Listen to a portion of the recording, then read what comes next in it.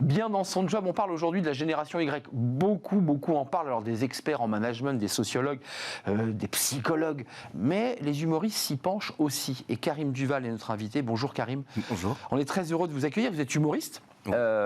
On va revenir sur votre parcours.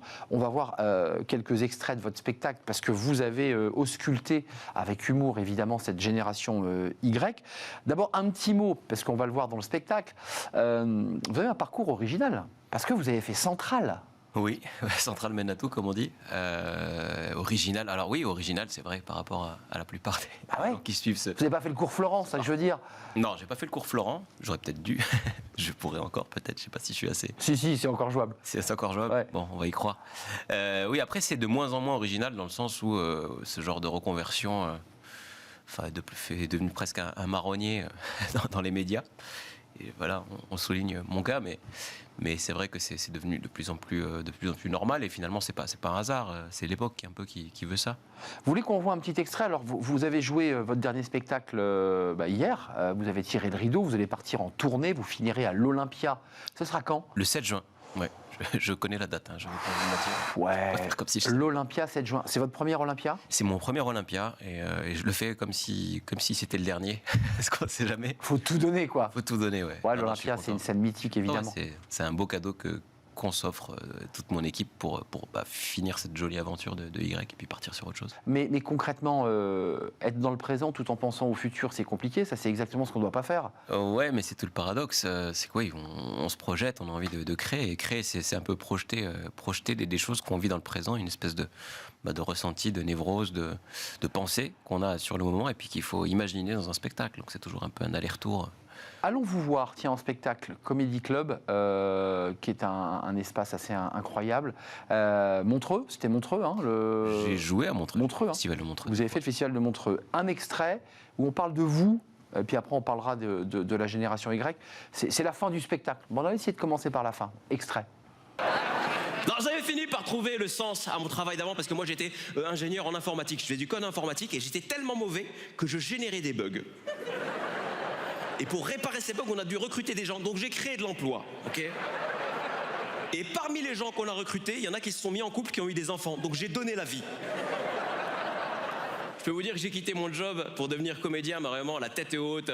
Et tranquillement, je me suis détendu vis-à-vis de la hiérarchie. Et donc je les ai invités au spectacle. Et à la fin du spectacle, le big boss vient me voir, il me dit: tu sais quoi, Karim? Je crois que t'as fait le bon choix. Vous avez fait le bon choix. Vous ne regrettez oui. pas Non, cette vie d'avant, la vie d'informaticien, pas ingénieur? du tout. Donc elle était tout à fait agréable, confortable, mais presque trop. Et donc voilà, fuir une forme de confort, même si je suis pas dans l'inconfort actuellement. Et ça fait qu'on se sent un peu plus vivant, je pense. En tout cas, dans mon cas. À quel moment, parce que beaucoup, et ici sur ce plateau, viennent nous parler aussi de cette tentation de Venise, de tout renverser, on est cadre, on veut partir ouvert, on veut lever des chèvres.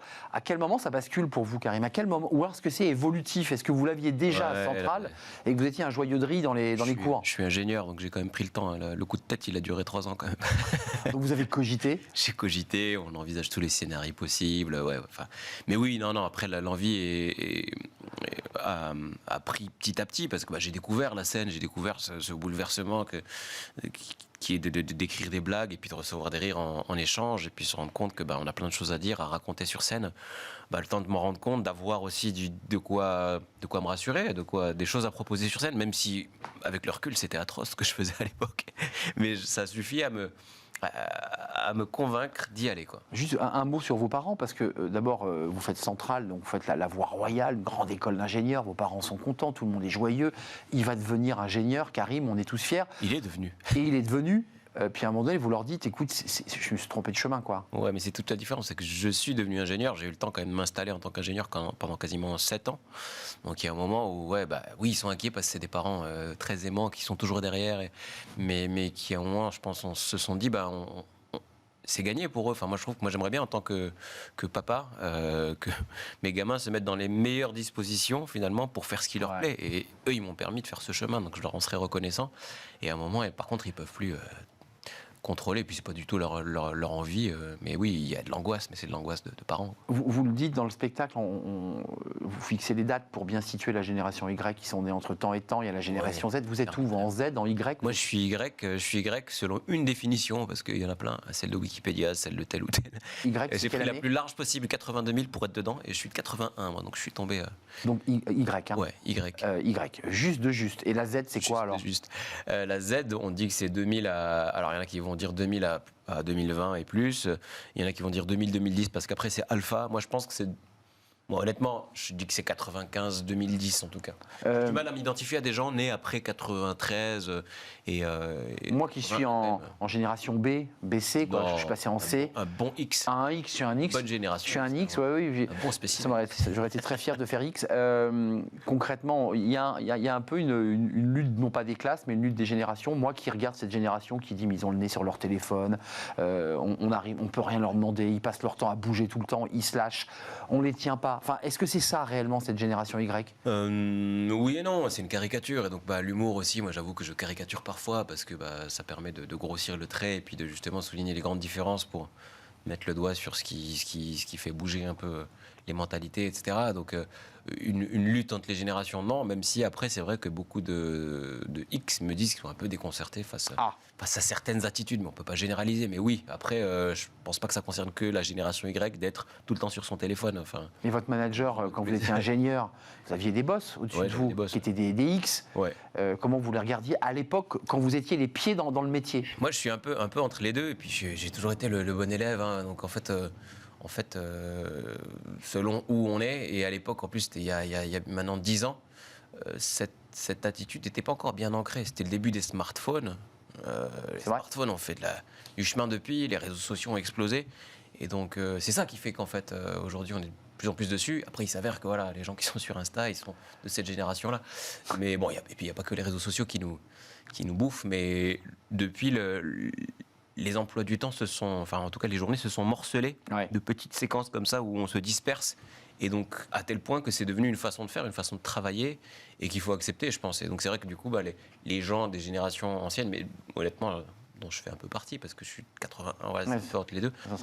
Parfois, on est un peu nostalgique de ce temps où on arrivait à se concentrer 1 heure.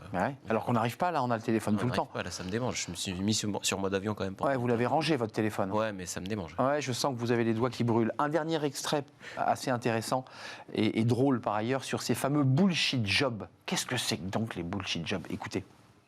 Un travail qui a du sens, c'est un travail que je peux expliquer avec des mots simples. Parce qu'il y a un problème chez les Grecs, et notamment chez ceux qui travaillent dans les bureaux, c'est qu'ils n'arrivent pas à expliquer ce qu'ils font au travail.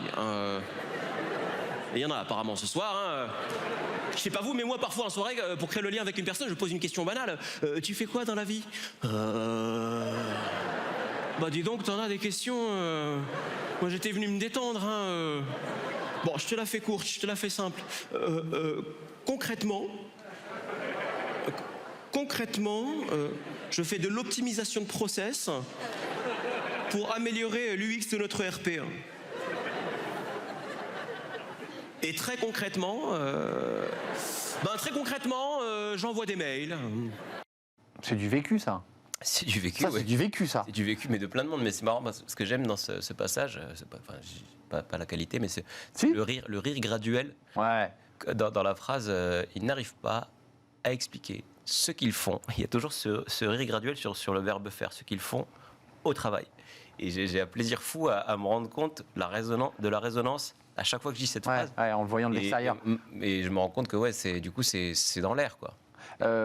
Les rires graduent, mais celui à qui on pose la question, ça nous est tous arrivé, d'avoir quelqu'un en face qui dit attends, je suis pour me détendre, je vais te prendre la tête. Il est un peu gêné aussi. Enfin, il y a une part de gêne aussi. C'est drôle. Ce qui est marrant, c'est que c'est souvent des gens qui ont un parcours prestigieux, ou élitiste, ou en tout cas c'est des gens qui ont bac plus 5, quoi. C'est des cols blancs.